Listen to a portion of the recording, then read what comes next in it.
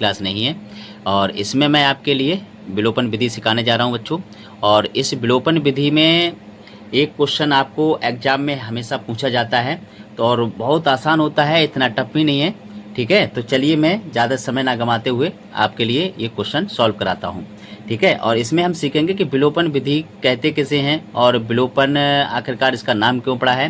तो बच्चों, विलोपन विधि हम इसलिए कहते हैं क्योंकि इसमें दो चर रैखिक समीकरण पढ़ते हैं हम, और दो चर रैखिक समीकरण के अंतर्गत हम किसी एक चर का गुणांक बराबर करने के बाद उसका विलोप कर देते हैं, मतलब उसको काट देते हैं।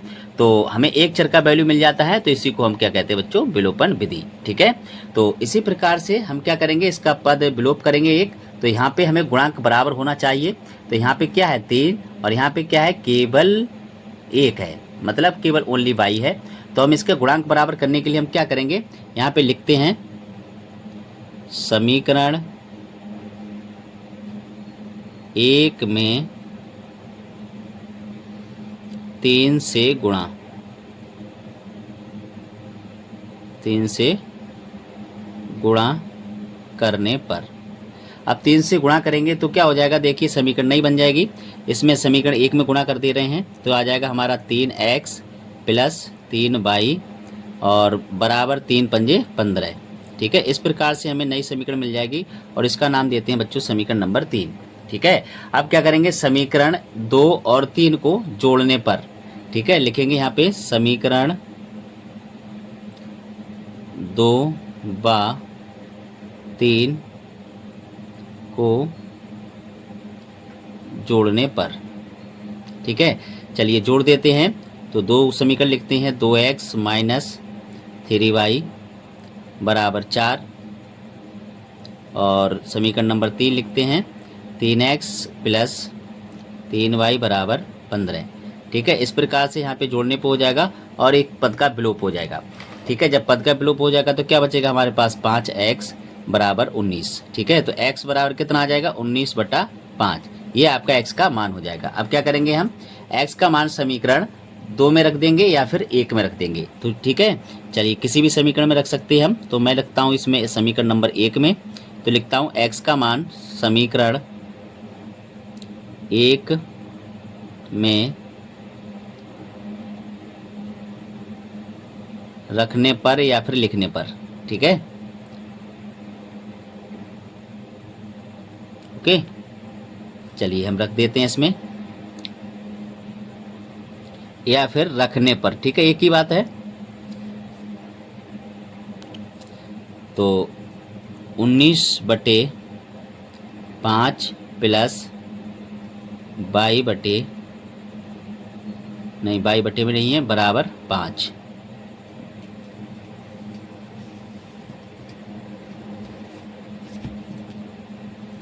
ठीक है, तो अब क्या करेंगे, इसका पक्षांतर कर देंगे, तो y बराबर आ जाएगा 5, थोड़ा दिख नहीं रहा है, अब देखिएगा 5 माइनस 19/5।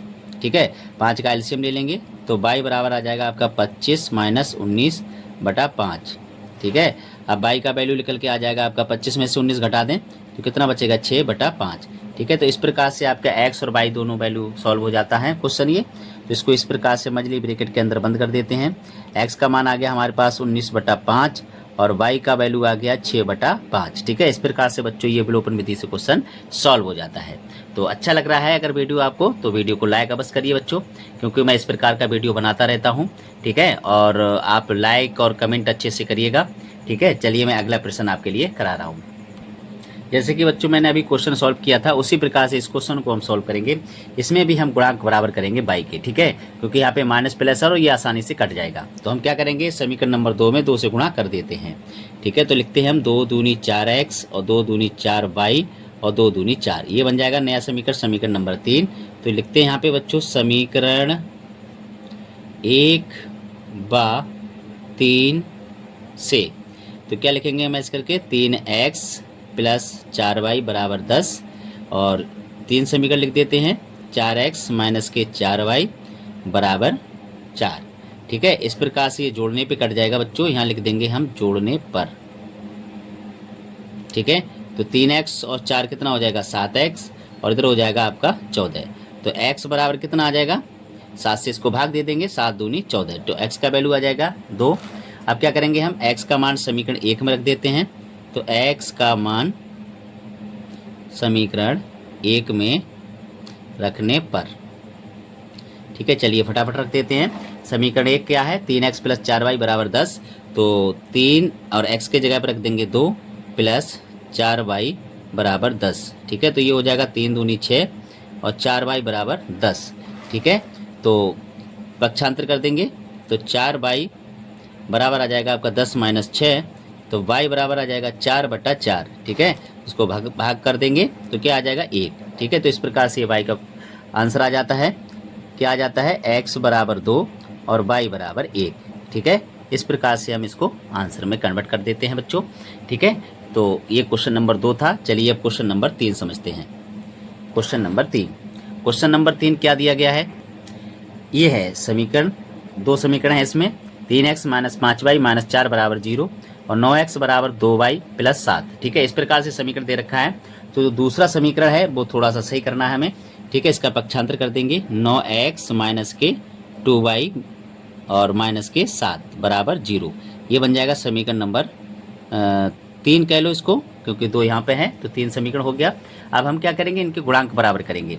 तो हम अगर y के गुणांक बराबर करेंगे तो इसमें कर देंगे हम 2 से गुणा और इसमें वाली समीकरण में कर देंगे हम 5 से गुणा, ठीक है। तो हमारे गुणांक बराबर हो जाएंगे बच्चों।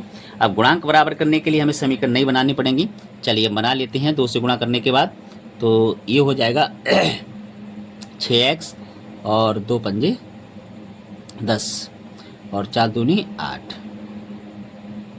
ये बन गया समीकरण नंबर 4, ठीक है। चलिए अब 5 से गुणा कर लेते हैं, 5 निम 45x और 5 दूनी 10y और यहाँ हो जाएगा 5 सत्ते 35 = 0, समीकरण नंबर बन गया ये 5, ठीक है। अब देखिए यहाँ पे हमारे पास चिन्ह ये सेम है, तो हम क्या करेंगे, घटाने पर, क्या करेंगे बच्चों, घटाने पर, ठीक है। चलिए घटाने पे कर देते हैं, यहाँ पे माइनस हो जाएगा, यहाँ प्लस हो जाएगा और यहाँ पर भी प्लस हो जाएगा, ये जाएगा कट।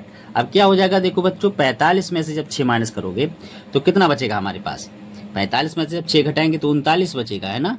माइनस का बचेगा 39x और प्लस का बच जाएगा यहाँ पे 35 में से जब 8 माइनस करेंगे तो कितना बच जाएगा, 27, है ना, = 0, ठीक है।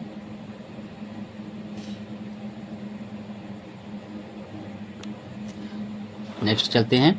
अब इसका हम पक्षांतर करेंगे तो क्या आ जाएगा, -39x बराबर -27, ठीक है। तो x बराबर क्या आ जाएगा, देखो 27/39, तो इसको हम भाग करते हैं तो x बराबर क्या आ जाएगा हमारे पास, देखिए 3 से काट दीजिए, 3 नियम 27, 3 एकम 3, 3 तियां 9, तो ये x का वैल्यू आ जाएगा 9/13, ठीक है। अब x का मान हम रख देते हैं किसी एक समीकरण के अंतर्गत, तो यहाँ पे लिख देते हैं, ठीक है। तो यहाँ लिखते हैं बच्चों हम x का मान समीकरण 1 में रख देते हैं,